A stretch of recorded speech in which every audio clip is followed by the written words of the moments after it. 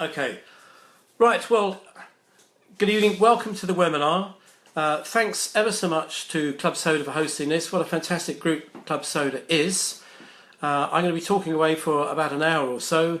For those of you who don't know who I am, I'm Julian Kirkman Page. I'm the author of two books. One is called I Don't Drink and the other one is One Less for the Road. I was an alcoholic. I was a heavy drinker for 40 years and I gave up 3.5 years ago. So am I still an alcoholic? I would say no. It's one of those debatable questions that it's something that no doubt come up as a question during the course of this webinar. Laura did pose the question how much I drank, and that's probably of interest to a lot of people, and I'll cover that as well. But I had called the topic of this webinar alcohol addiction, is it a habit? And the reason for that is I'm working on a new workshop with a colleague of mine called David Bond. Now, when I gave up alcohol, I had no idea what was going on inside my head. I was literally a very happy mega drinker 1 minute, the next minute I woke up and I never drank again. What was going on, what was causing all of that, what was happening in my mind, I didn't really understand. But when I met David and we started exploring things together, he's a neuroscientist, all of a sudden I began to realise that drinking is actually a habit, and that inside of you there are two minds. You have a silent mind and a noisy mind, and controlling both of those and getting both of those to work for you is a key to giving up alcohol, and that's part of what the workshop we're developing is going to be about. So I thought some of that I can tease out today. But yes, so how much was I drinking? Well, I was up to about 2.5 bottles of wine per day. Sometimes I'd only drink 2 bottles of wine a day, but then I'd have another 3 litres of cider on top of that. So a phenomenal amount of drink. But I was working in the city, I was working in an environment where people did drink that much. So my morning would be sitting in the office doing some office work. Lunch would be started about 12 to 12:30, and that would involve drinking with friends 2 to 3 o'clock, when if we felt like it we would go back for an hour, and then we'd meet again at 4:30, 5 o'clock, and we'd carry on drinking until it was time to go home. And by the time you go home, if you've got a long commute, you feel in need of a drink again. So I would have more to drink, which is, it just became a habit. That's something that I did every single day. How did I get into drinking in the first place? And I was asked this question the other day, and thinking back, for those of you in the UK, particularly those of you slightly of a similar age group to me, may remember a drink called Cidrax, which is a non-alcoholic cider tasting drink. And I'm not sure if they still do it anymore. There was a pear equivalent called Peardrax. It was fantastic stuff, and as a kid, it was addictive. It tasted so wonderful. I couldn't wait to have more of that drink, but it was very hard to get hold of. We used to go out to the park with my mum on a Sunday, and it was always the drink she'd find for us to drink. Now, when she couldn't get hold of it, she started buying Woodpecker instead, which is an alcoholic cider. She didn't really realise there was much difference between that. But again, Woodpecker was slightly nicer than the Cidrax because it gave you a nice sort of calm, wonderful feeling, as well as just tasting fantastic. So I probably got into drink very, very early because of that cider.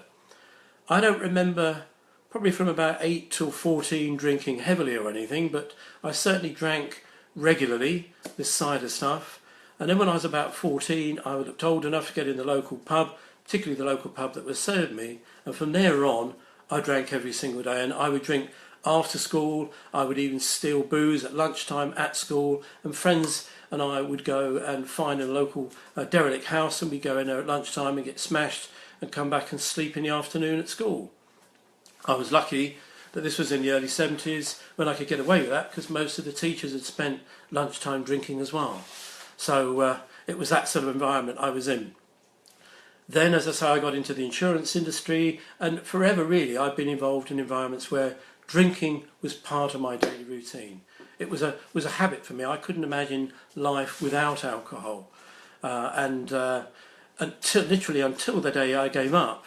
If you'd have asked me what would life be without alcohol, I wouldn't have been able to tell you, apart from I knew it was going to be extremely boring, I knew I would hate it, and I knew it probably wasn't worth living. And that's really the reason I wrote my second book, is there life after alcohol? Because it wasn't until I gave up I just appreciated what a massive difference it does make to you once you've actually quit alcohol. So that was my earliest association with alcohol. As I say, it was during the TV, it was school. I mean, what sort of influenced me to have alcohol? Alcohol was everywhere, and I think it still is. Television programmes. I don't have a TV anymore, but I watch the iPlayer, and my wife and I really enjoy The Good Life, which is a programme of a couple living in suburban Britain, and they go back and they turn their garden into a small holding effectively and live what they call a wonderful good life.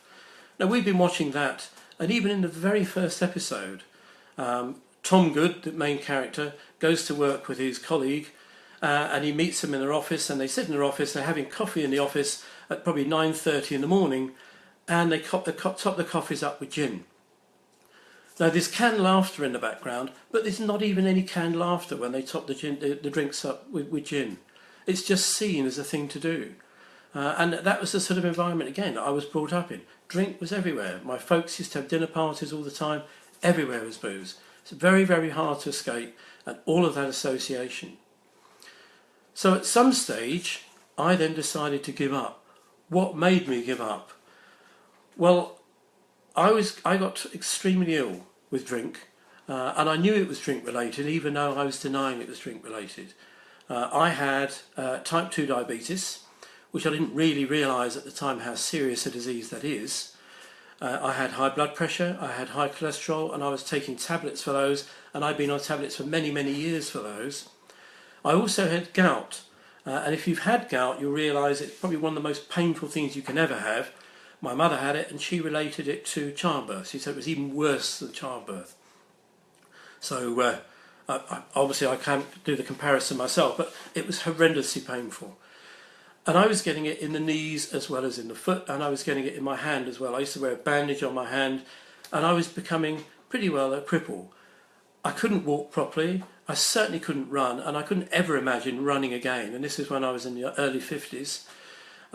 So I couldn't kneel down, all sorts of things I couldn't do because of this gout.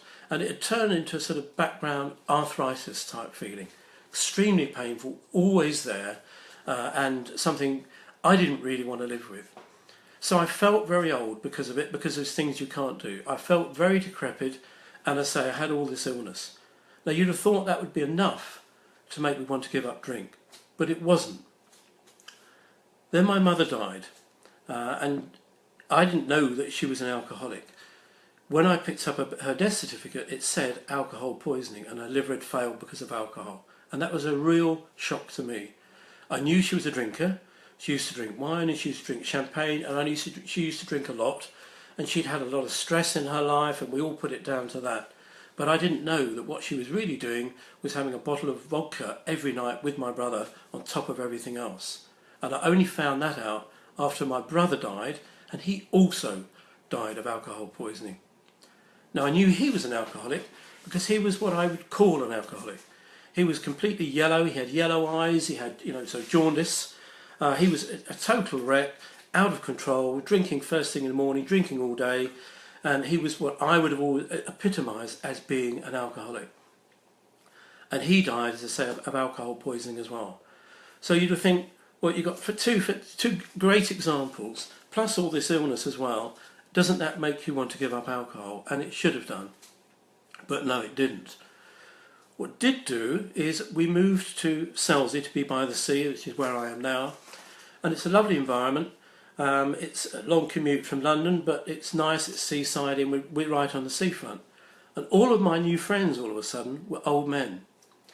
Now, as I say, I'd been working in the city. Most of my colleagues were in their 50s, early 60s.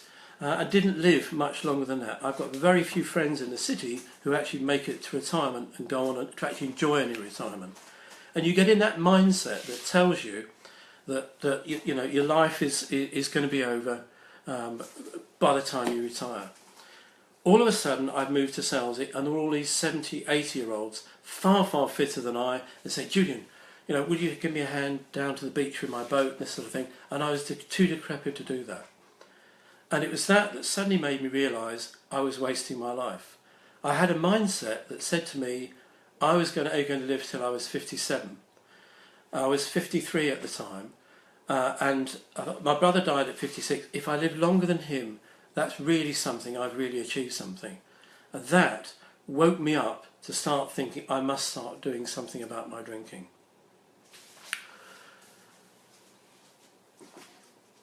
Some of you have also probably given up drinking and may have given up drinking forever. It'd be interesting if you actually want to put up on there what's made you give up as well. And so it was for me, it was that feeling old. But it was actually at a Christmas, I was getting absolutely wrecked. We had Christmas drinks, we had all the brandies, the cocktails, all that sort of stuff. And I remember being up to about 1 in the morning. My daughter and my son-in-law were staying, and I went to bed very, very drunk. And I woke up the following morning in terrible pain. The gout had come back. I knew I wouldn't be able to get out of bed. I knew that I was going to be in pain all day and I was going to be useless. I knew that's probably going to carry on through New Year as well.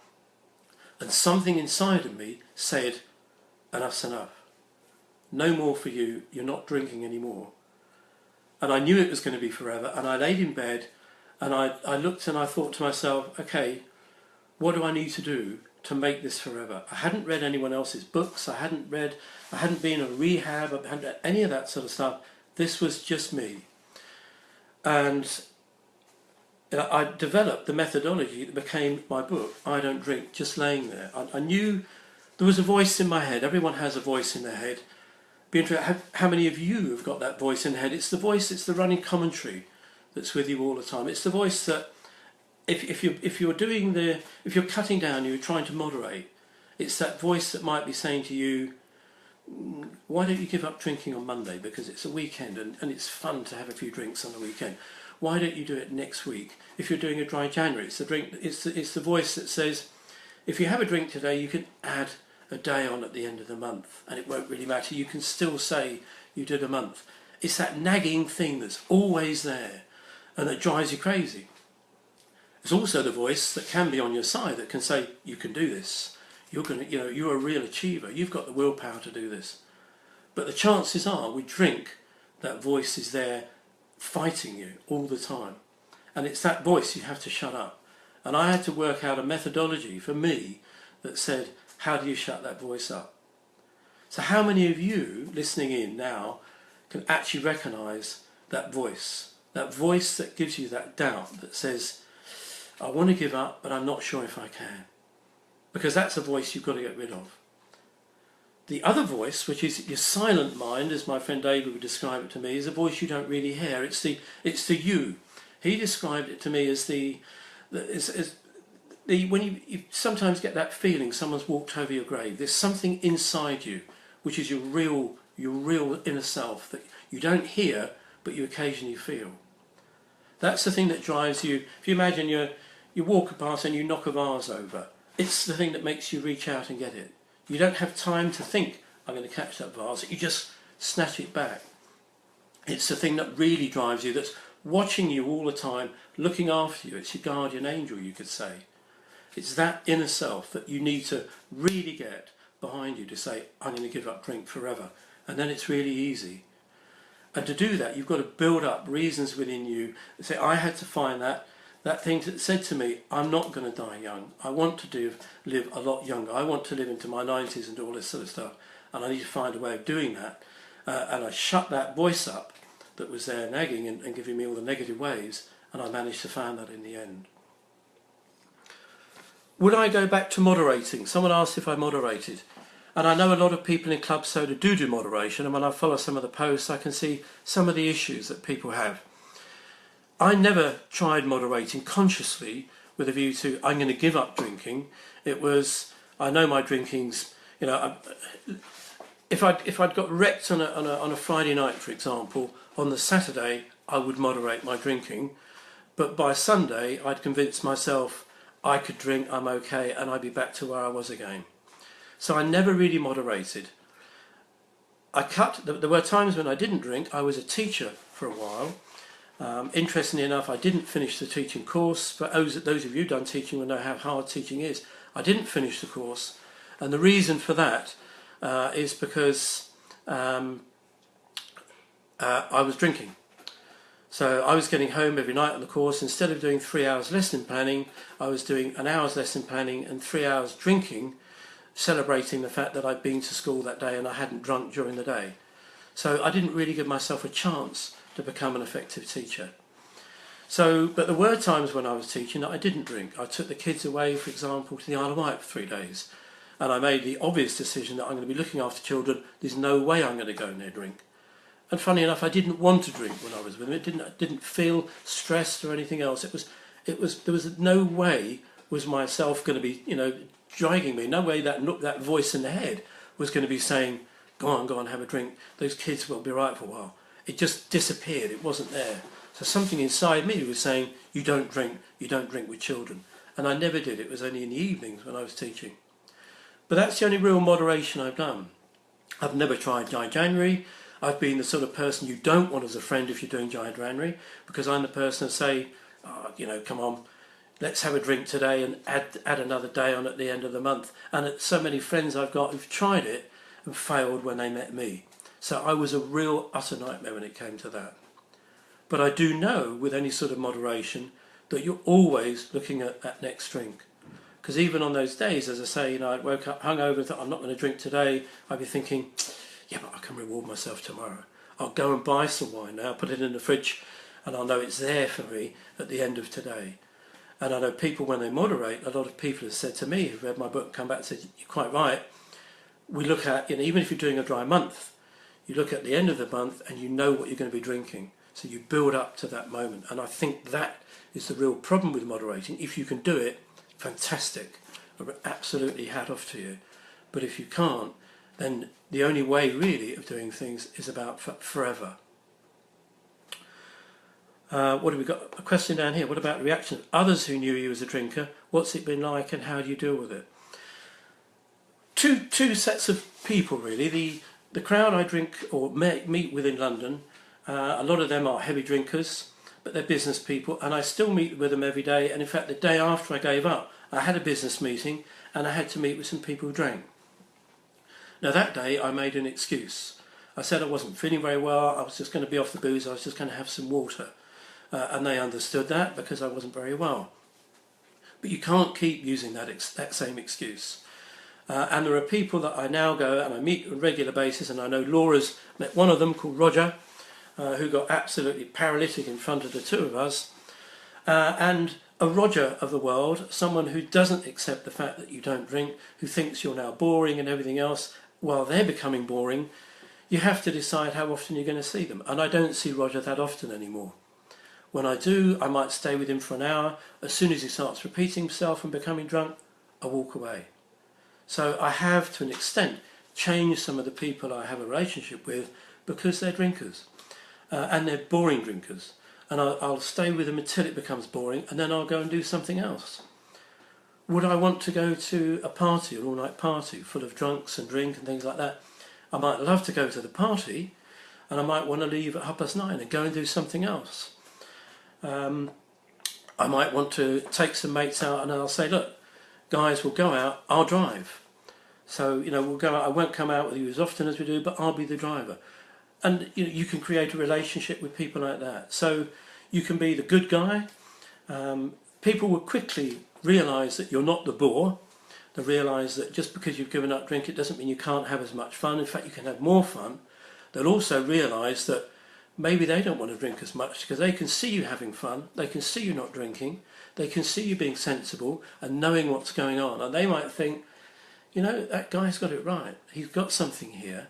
Maybe we should try the same. And I've got a lot of friends now who don't drink as much as they did. Or when they're with me, they just don't even think about drinking because they want to be with me. And they want to have fun and want to do stuff together. And we do fantastic things like kayaking and flying aeroplanes and all sorts of stuff that I'd never have conceived of doing while I was a drinker. And that they now do with me because they've cut down their booze as well. So I don't think you need to worry about friends. If they don't support you and they constantly get in your way, they're not friends, and you've got to walk away from them. Very good question from Joe here. Does my wife drink, and how do I deal with that?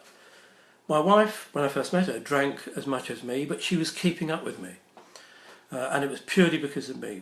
Now she hardly drinks at all because I don't drink. I think probably in the last year she's had 2 drinks. And those I forced on her because I said, "Oh, you must have some champagne, it's your birthday." She said, "No." And I said, "Oh, come on, you're a drinker. You must have a drink." So I'm still everyone's worst enemy. But it wouldn't bother me if she drank. Just like when I gave up smoking, she still smoked. And that didn't bother me. She didn't smoke in front of me. She didn't smoke in the house. But she still smoked, and that didn't bother me at all. So I've got past any stage, if ever there was a stage, where other people drinking around me bothers me. People being drunk around me bores me. There's difference. I belong to a writing group, and I know Jeremy's online, who's a member of that writing group, and we meet in a wine bar once a month. And most people have a glass of wine or a beer. I would have had a whole bottle of wine if I'd still been drinking, and probably another half bottle as well. But I have a lime and soda. We meet in there, and that's fine. The fact there's drink and the smell of drink around doesn't faze me at all. If they were all sitting around getting drunk, becoming boring and being stupid, I would leave, because that would bore me. Was quitting drinking harder than smoking is a very good question. Yes, smoking was a lot harder than drinking. Smoking was a nightmare to give up. Smoking's something that is a physical addiction. I really do believe that, because I know I had the shakes. I had a terrible time giving up smoking. I did it cold turkey, because again, just with drinking, I'm not the sort of person who can do things by halves. I gave it up. And the only thing that got me through that, in fact, was swimming. And what I would do is wait until the latest possible time in the day when I was really climbing the wall, and I would go for a swim. And that was usually about 7 or 8 in the evening, because after that I'd come back. The last thing I would want after a really hard swim was a cigarette. And I'd come home and I'd have a drink of water or whatever it was, and then go to bed. And that ran for about 3 or 4 weeks until I got over the smoking. But it took me about a year before I would be confident enough to say I'd never want a cigarette again. That was 22 years ago. Obviously I would never want a cigarette again. Now I'm not a smokeaholic. The fact that I used to smoke, so a cigarette was the last thing on earth that I want. Was it the same with drinking? No. I was very lucky. I didn't have any of the shakes or any of the physical feelings that people have. I woke up that day, yes, I was hungover, but from that day onwards, I'd never, ever wanted a drink. I gave myself that forever commitment. And that shut that voice up. It shut all those negative things up and determined for me that I was never going to touch drink again. So no, I don't miss it. There was no physical reaction to me. If you're worried you're going to have a physical reaction, or a doctor's told you should be careful about giving up, then you should take doctor's advice. So I'm not one that says everyone can do that, but I did it. If you know in yourself it's not really a physical thing and it's a mental thing, then give up. And there's absolutely no reason why you couldn't give up now. And I wonder how many of you listening to this actually could do that right now. I mean, what is stopping you this very second listening to this webinar saying, I'm going to give up? Where was I? Yes, how many of you could give up drinking now? If you're thinking you can't, or if you're thinking you'd like to but you can't, is it that voice in the head? Is it that thing saying, yeah, it's a Wednesday, it's a difficult day to give up, or I've got something coming up this weekend on Saturday, I'm going to a wedding perhaps, so I'll wait until after that big celebratory event and then I'll give up. Because that's that voice you've got to shut up. That's that one you've got to fight to get rid of, and fight to calm down, and fight to get on your side, saying you can do that. Do I still drink alcohol, beers and wines? That's a great question. A lot of people are interested in that. I tried alcohol-free beer when I gave up. Reason is because I was going on holiday. We went to Crete for a week, and I thought, well, sitting in the sun, it's always been so synonymous with having a beer. I'll try some alcohol-free beers, and I hated them. Maybe it was the ones I tried, but they tasted like nothing, really did nothing for me.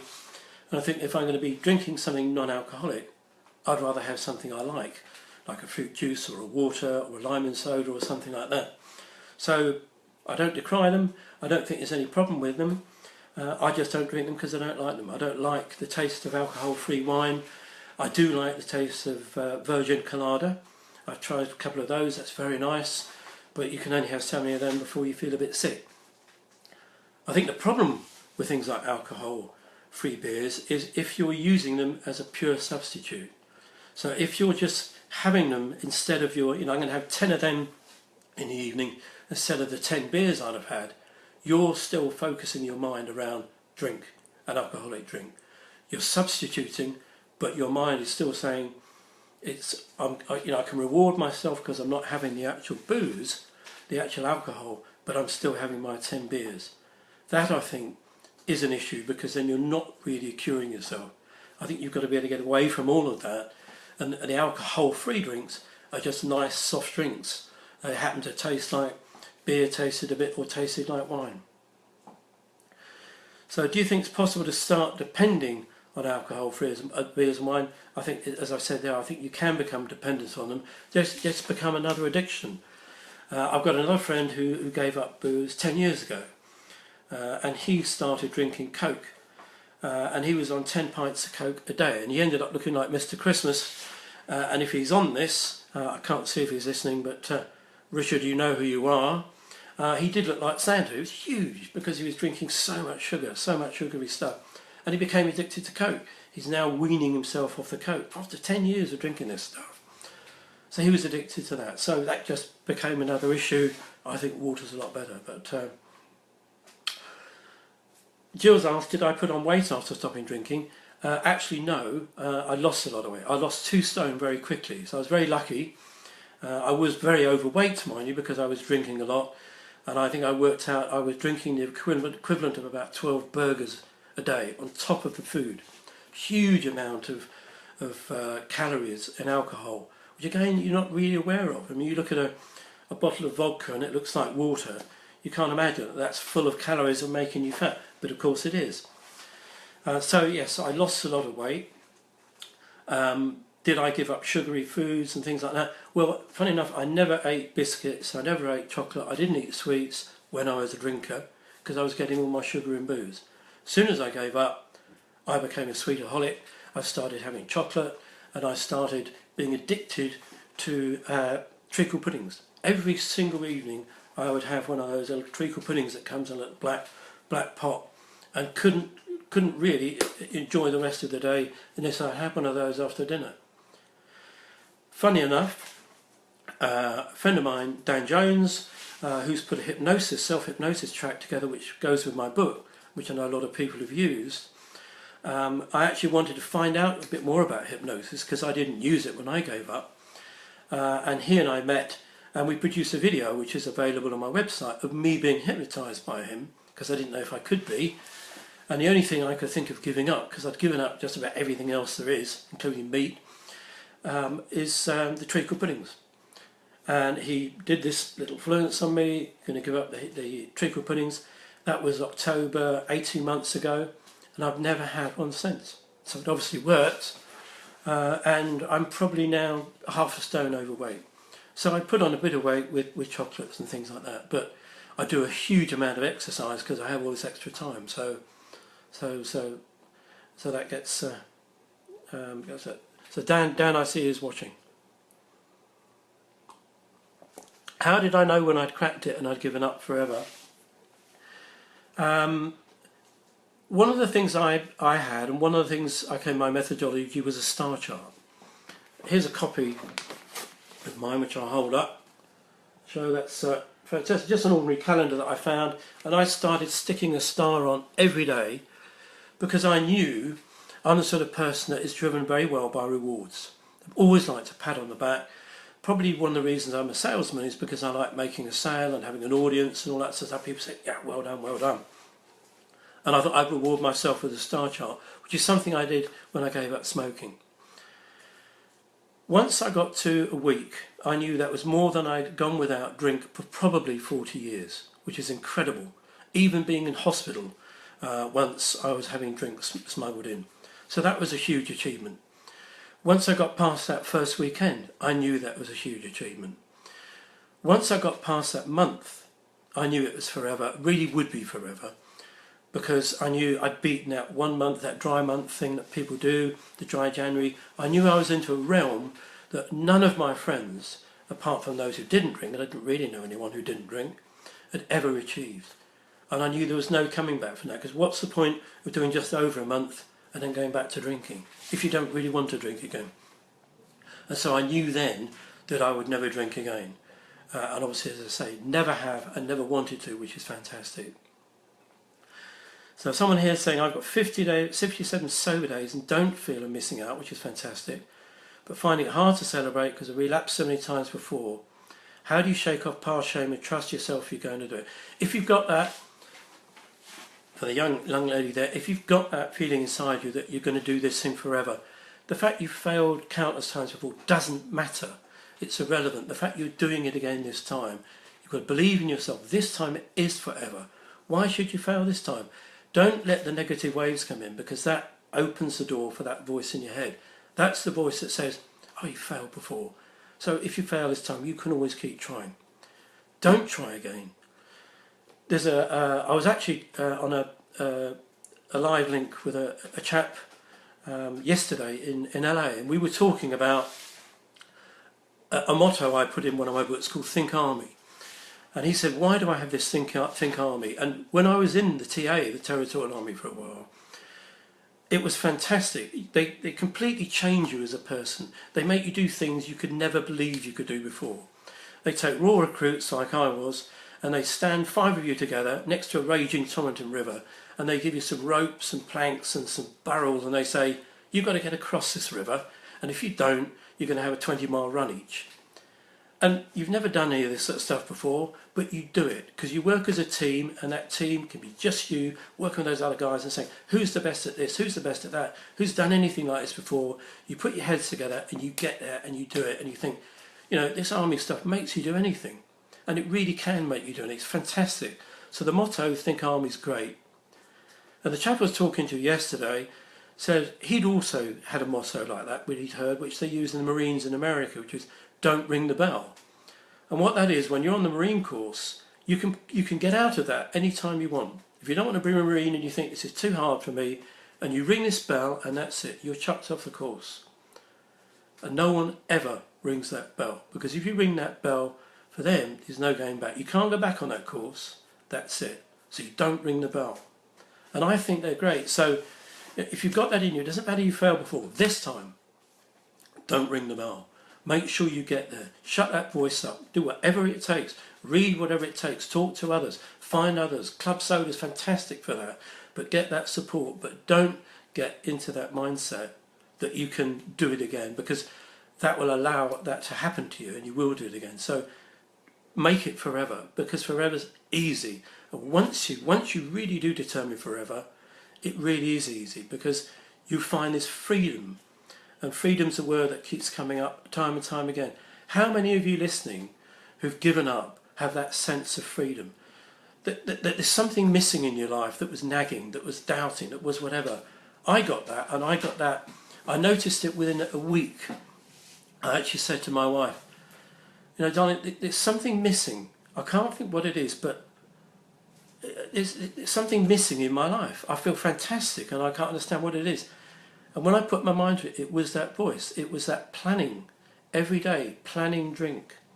And that's how I knew then and there, actually, that I had been an alcoholic. Because I didn't know I was an alcoholic until I gave up. Someone has got the freedom. Fantastic. There's another person who's got that freedom. That freedom is a fabulous feeling. And I think when you've got that freedom, you know you've escaped something. And I think that's, if you're honest with yourself, it's when you know that you were an alcoholic. Something was dictating your life, and that thing was drink. And when that's gone, you're never ever going to let that dictate your life again, because what a horrible way to have it, you know, to have anything like that. Somebody actually sent a question saying, am I still tempted? Would I like to have a drink again? Would it be nice to think, oh, maybe, you know, I'll get to a stage one day when I can sit down and have a glass of champagne and not be worried that I'm going to have any more than that I'll just stick with the one glass.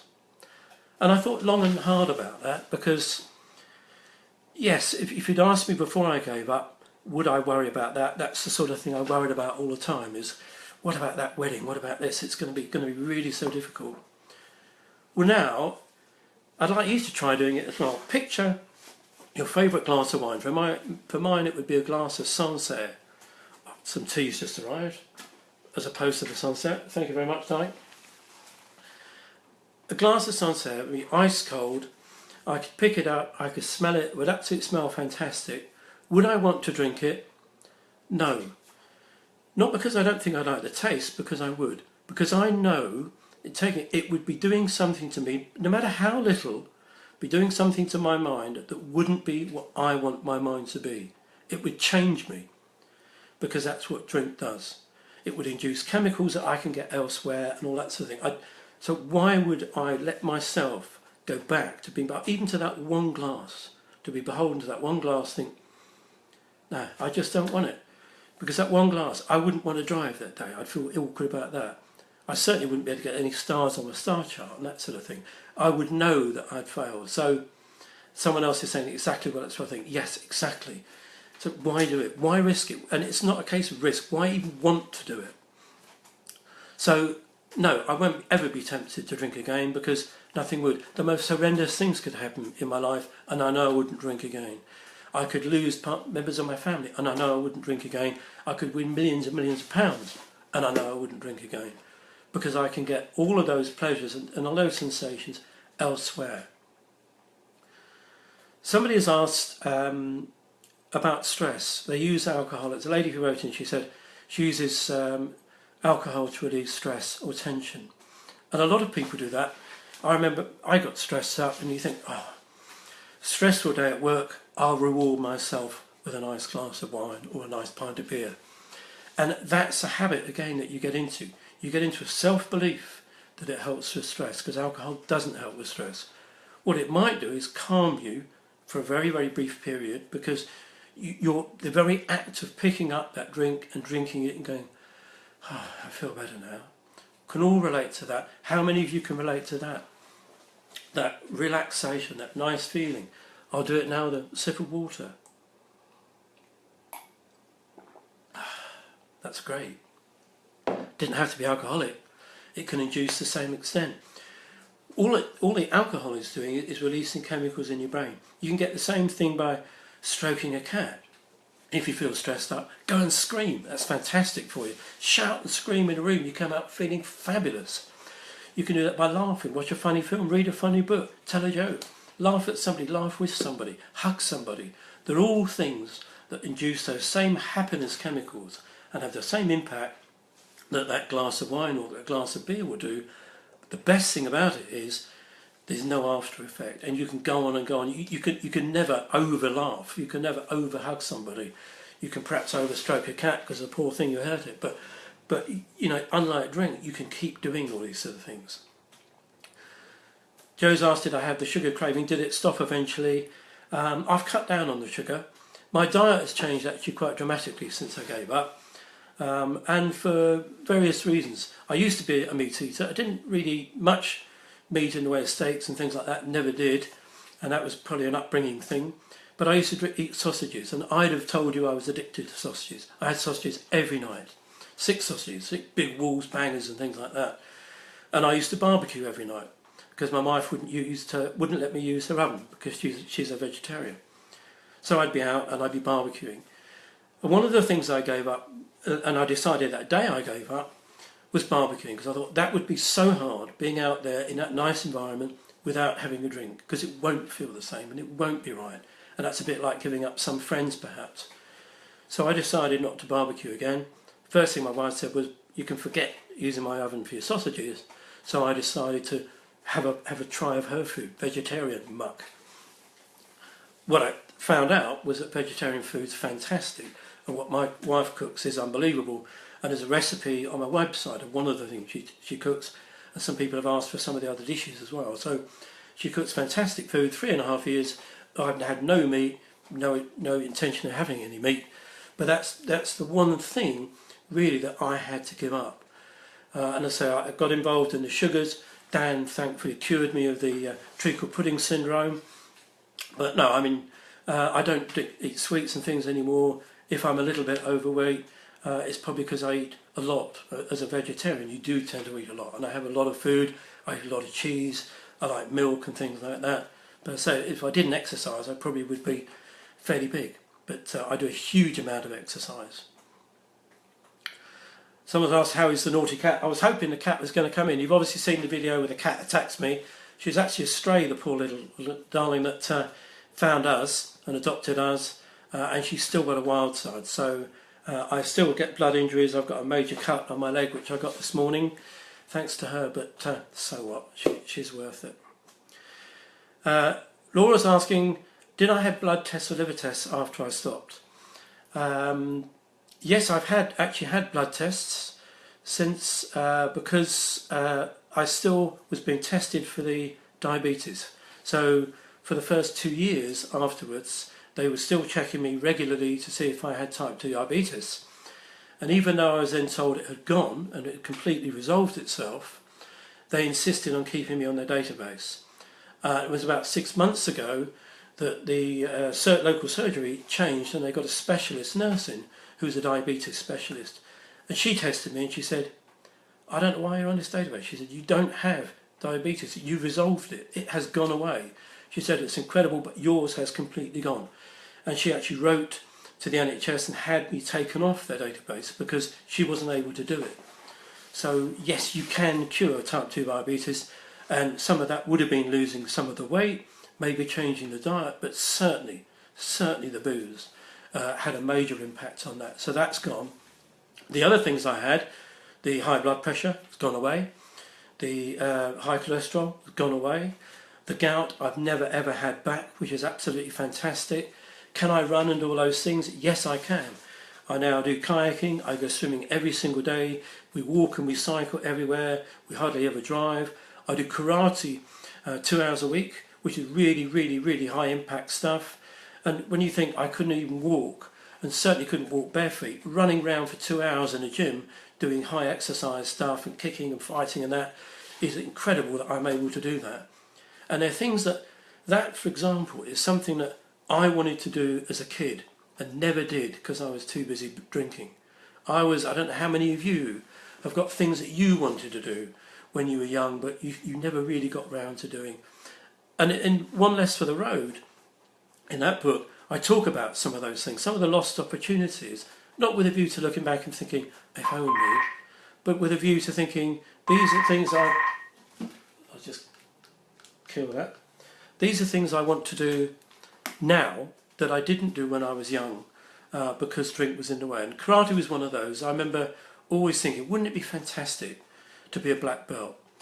And I remember finding out about it, and it was an evening. It was always in an evening, so well, I'm going to go to the pub instead. So I never did it. And all my life I'd thought that. As soon as I gave up drinking, I thought, I'm going to try this thing.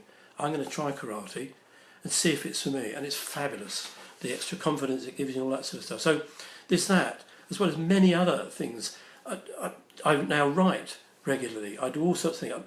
One of the reasons that we're moving now from the seaside, now it's having cured me, moving up to London.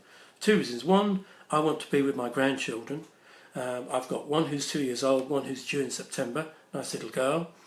So I want to be with them and I want to help them grow up. And we want to do all the things in London that we weren't able to do when we lived there and I was a drinker.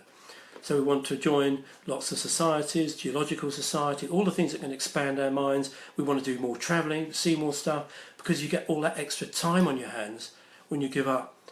And again, in this blog with the guy in LA yesterday, one of the things he asked me was a very interesting question. He said, if I gave you 10,000 hours, what would you do with them? And what would you do to help other people? Now, it's an interesting question because it wasn't if I gave you £1 million or $1 billion or whatever it was. It's 10,000 hours. And I thought about that and I thought, 10,000 hours, that's a year. So he's saying, what if it gave me a year? Well, my answer to him was, I expected to be dead when I was 57. And if that sounds ridiculous, it's true. I really did expect to be dead when I was 57. It meant I'd have outlived my brother and he drank about the same as me. I wasn't going through the yellow phase, but I was getting onto that stage. And I thought, so I'm already living those years. I'm now 59, I'll be 60 next April. I'm already doing that. So I've already got the 10,000 hours. So what am I doing with them? I'm moving to be with the grandchildren. The oldest one is 2. I'd never have seen him. I'd been dead before he was born. So I'm going to grow up, see them grow up, see them get married, help them, educate them, everything else that I can do for them, because I'm now no longer a drinker.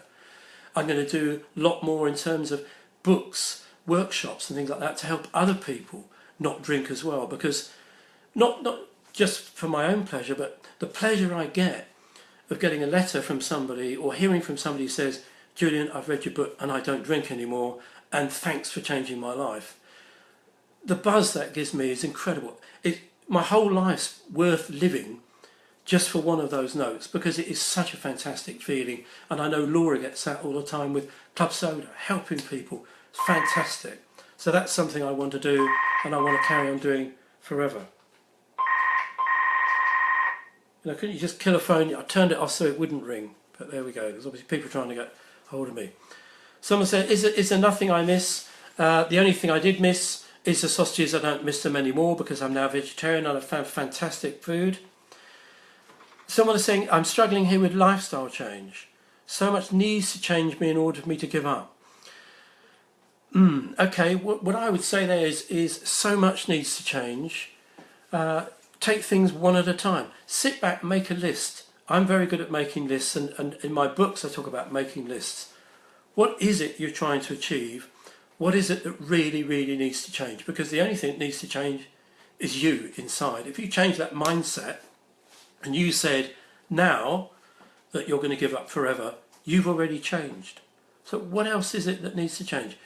You need to change. Maybe you're living with someone who's a heavy drinker and that encourages you to drink. Well, maybe you have to shut yourself away for a while. Maybe you have to come up with an excuse. Maybe you have to be really hard and say, look, I'm not going to drink. I'm going to be on water and things like that. You know, I can't have you doing this. You're going to have to be really, really strong and firm with somebody. Don't let other people dictate your life. It's a very easy thing to say and not such a hard thing to do. But there's things like that. Try and get those people on side. One of the things I've been asked to do, and one thing I'm writing at the moment, is actually a book for the partner of people trying to give up drink. Because I met some people in Brighton at a club sober evening. A couple of them said to me they weren't getting any support from their partner. You know, even though they'd done a few weeks, the partner's attitude was, well, so what? You know, big deal, I've heard it all before. And they said, you know, they don't understand what I've done, what I've gone through, what I've changed in my life, and how hard it was. And that's a shame because I wasn't getting that support. So I'm writing a book aimed at them, just to tell them, for someone to give their partner, say, look, this is what this person's doing. This is how strong they're being. And all they're really asking is you to believe them this time and be strong for them, because, boy, will that make a difference. And then you'll be so much stronger together when they come out of that, and you can live this life together. So very, very, very, very strong. Did you ever think about accessing treatment services, community-based support services? No, I didn't. And I don't know why I didn't. I think it's because I didn't think I was an alcoholic. My brother actually went to rehab, and I managed to get him to rehab only because the Coca-Cola friend, the Mr. Christmas friend, had been to rehab. So I knew that these things existed. And he went in and they locked him away from booze for 2 weeks. I went to see him and he was climbing a wall in there, and he had friends trying to pass booze through the window and all that sort of stuff. And he said all they've really done is lock me away from drink. He said, as soon as I come out, I'm not going to drink again. And as soon as he came out, he drank again, and he was hospital within 2 days, and he died a few weeks after that. So I was turned off by rehab. I'm sure rehab's great for some people. For me, I don't see the point of locking away. The rehab's in your head. And in rehab, if you think what it really means, it's rehabitualised. It's all to do with habit. It's changing habits. And if all you're drinking is a habit that you've got into, and you need to change your habit so that you're no longer drinking, which is your new habit, then what's the point of rehab? Why lock yourself away? Because you've only got to face those challenges when you come out again. So, no, I'm not really into that. The reason I didn't read other books, the reason I didn't find any other sort of help, because I didn't thought I had a problem. I did admit to have a problem, and I didn't believe I could live without alcohol. There's a story again in one of my books called Desert Island Syndrome, where I talk about me being, imagining being on an island with some pretty girl and things like that. Wouldn't it be fantastic? Sort of teenage dream that boys have, and any guys listening here wouldn't want to admit, but they certainly had as well, where you're sitting around a pool and you think, God, that girl looks fantastic. Wouldn't it be great if everyone else disappeared? we're on this desert island because we're on a summer holiday, wouldn't it be lovely? And we can have a fantastic time together. And that dream always fell apart because where's the drink going to come from? And I'm going to run out of fags. Oh God, it's going to be useless. And I've embellished the story in the book and made it really amusing, but that was the mindset that I had. I couldn't live without drink, so why was I going to ask for help? Which is why it was incredible that I woke up that day and decided never to drink again. And why I wrote my book, because I knew that I'd discovered something a little bit different. I knew I'd done something different. I hadn't been driven by a book. I'd followed anyone else's methodology. I came up with this routine. I came up with get yourself a star chart, find a focus. For me, focus on something I haven't talked about really is find that major focus that is going to get you to give up. Maybe that person who's saying there's so much they need to change in their life. Find that one thing. That one thing for me I focused on was gout. It's glib to say that, and I did a seminar about 6 months ago where someone in the audience said how lucky I was to have had gout because it gave me that thing to focus on that I didn't want back. If only they had gout, well, they certainly wouldn't want it. But what gout represented to me was the old me. Gout said, you're an old man. Gout said, you're not going to live very long. Gout said, getting that pain means all of these things. And you know that one drink and you're going to have that gout back. So therefore, focus on that. And every time you think about drink or you go into a pub or anything else, concentrate on the fact that that's that downside and there's no way you're going to want to drink. And I laid in bed that day and I thought, okay, I'll come up with that focus. And I created myself a talisman, which was a stone off the beach, and I wrote on it gout. And I thought, I'll keep that in my pocket. And so I'll squeeze it whenever I get tempted, and therefore I won't want to drink.